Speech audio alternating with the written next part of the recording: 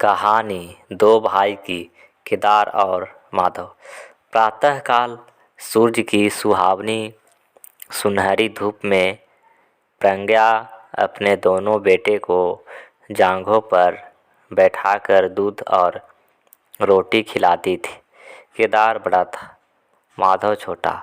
दोनों मुंह में कौर लिए कई पग उछल कूद कर फिर जांघों पर आ बैठते और अपनी तोतली बोली में इस प्रार्थना की रट लगाते थे, जिसमें एक पुराने सहृदय कवि ने किसी जाड़े के सताए हुए बालक के हृदयोगार को प्रकट किया।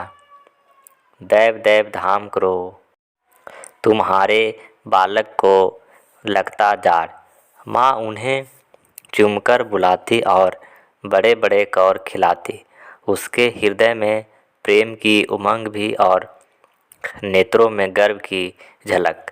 दोनों भाई बड़े हुए साथ साथ गले में बाहें डाले खेलते थे। केदार की बुद्धि चुस्त थी, माधव का शरीर। दोनों में इतना स्नेह था कि साथ साथ पाठशाला जाते, साथ साथ खाते और साथ ही साथ रहते थे। दोनों ही भाइयों का विवाह हुआ। केदार की वधू अमित मृदुभाषी और चंचला थी। माधव की वधू श्यामा सांवली सूरत वाली और सलोनी रूपराशि की खान थी। बड़े ही मृदुभाषी, बड़े ही सुशीला और सद्भावना थी। केदार चंपा पर मोहे और माधव श्यामा पर रिझे, परंतु प्रज्ञा का मन किसी से न मिला। वह दोनों से प्रसन्न और दोनों से अप्रसन्न थी। उसकी शिक्षा दीक्षा का बहुत अंश इस व्यवस्था के प्रयत्न में व्यस्त होता था कि चंपा अपनी कार्यकुशलता का एक भाग श्यामा के शांत स्वभाव से बदले। दोनों भाई संतावना हुए। हरा भरा वृक्ष खूब फैला और फलों से लद गया। केवल एक वृक्ष दृष्टिगोचर हुआ, वह भी कुछ पीला सा मुरझाया। किंतु दोनों अप्रसन्न थे। माधव को धन संपत्ति की लालसा थी और केदार को संतान की अभिलाषा थी। भाग्य की इस कूटनीति ने स्नेह स्नेह द्वेष का रूप धारण किया, जो स्वाभाविक था। श्यामा अपने लड़कों को संवारने सुधारने में रहती, उसे सिर उठाने की फुर्सत मिलती ही नहीं थी। बेचारी चंपा को चूल्हे में जालन और चक्की में पीसना पड़ता। यह अनीति कभी कभी कटु शब्दों में निकल जाती।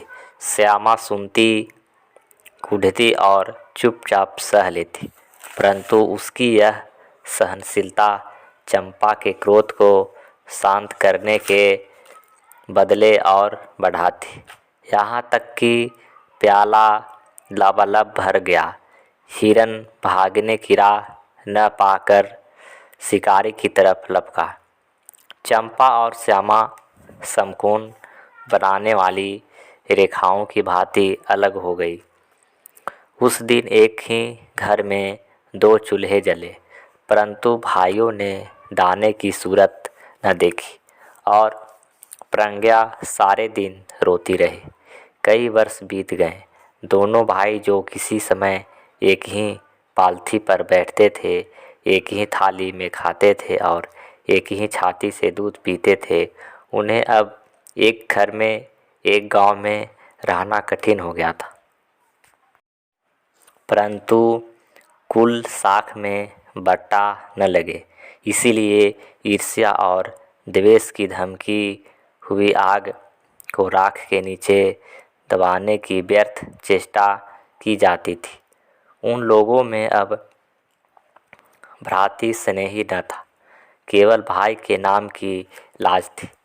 माँ भी जीवित थी, पर दोनों बेटे का बैमन देखकर आंसू बहाया करती। हृदय में प्रेम था, पर नेत्रों में अभिमान न था। कुसुम वही था, परंतु वह छठा न थी। दोनों भाई जब लड़ते थे तब एक को रोते देख दूसरा भी रोने लगता था। तब वह नादान, बेसमझ और भोले थे। आज को रोते हुए देख दूसरा हंसता और तालियां बजाता। अब वह समझदार और बुद्धिमान हो गए थे। जब उन्हें अपने प्राय की पहचान न थी। उस समय यदि कोई छेड़ने के लिए एक को अपने साथ ले जाने की धमकी देता तो दूसरा जमीन पर लौट जाता और उस आदमी का कुर्ता पकड़ लेता।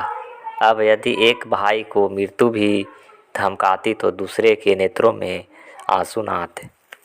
अब उन्हें अपने प्राय की पहचान हो गई थी। बेचारे माधव की दशा शोचनीय थी। खर्च अधिक था और आमदनी कम। उस पर कुल मर्यादा का निर्वाह, हृदय चाहे रोए पर 4 पुत्रियां और आवश्यकता वस्तुएं, मोतियों के मोल कुछ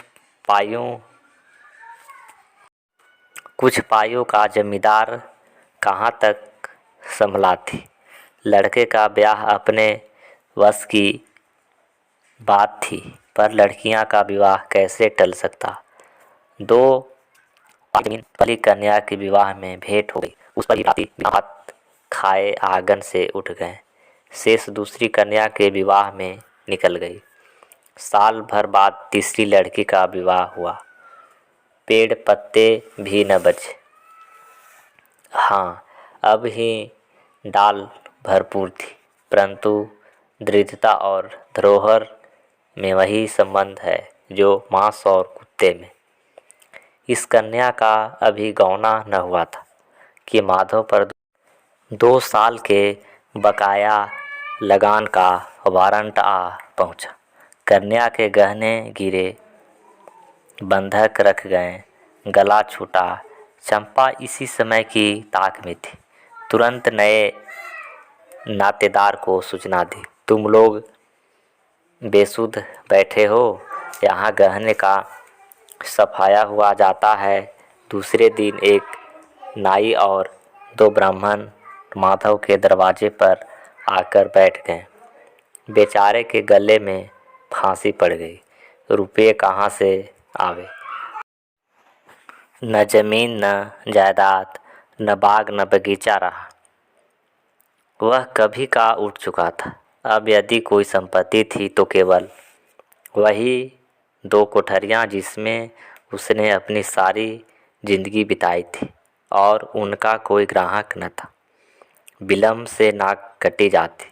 विवश होकर केदार के पास आया और आंखों में आंसू भरे बोला, भैया, इस समय मैं बड़े संकट में हूँ, मेरी सहायता करो। केदार ने उत्तर दिया, मधु, आजकल मैं भी तंग हो रहा हूँ, तुमसे सच कहता हूँ। चंपा अधिकारपूर्ण सबर में बोली, अरे तो क्या इनके लिए भी तंग हो रहे हो? अलग भोजन करने से क्या इज्जत अलग हो जाएगी? केदार ने स्त्री की ओर कनखियों से ताककर कहा, नहीं नहीं, मेरा यह प्रयोजन नहीं था। हाथ तंग है तो क्या कोई न कोई प्रबंध किया जाएगा। चंपा ने माधव से पूछा, 5-20 से कुछ रुपये ही गहने रखने? माधव ने उत्तर दिया, हाँ, ब्याज सहित कोई 125 रुपये होते हैं। केदार रामायण पढ़ रहे थे, फिर पढ़ने लग गए। चंपा ने तत्व की बातचीत शुरू की, रुपये बहुत हैं हमारे पास, होता तो कोई बात न थी, परंतु हमें भी दूसरे से दिलाना पड़ेगा, और महाजर बिना कुछ लिखाए पढ़ाए रुपये देती नहीं। माधव ने सोचा, यदि मेरे पास कुछ लिखाने पढ़ाने को होता तो क्या और महाजन मर गए थे? तुम्हारे दरवाजे पर आते क्यों? जो कुछ जगह जायदाद है वह यही घर है। केदार और चंपा ने एक दूसरे को मरभेदी नैनों से देखा और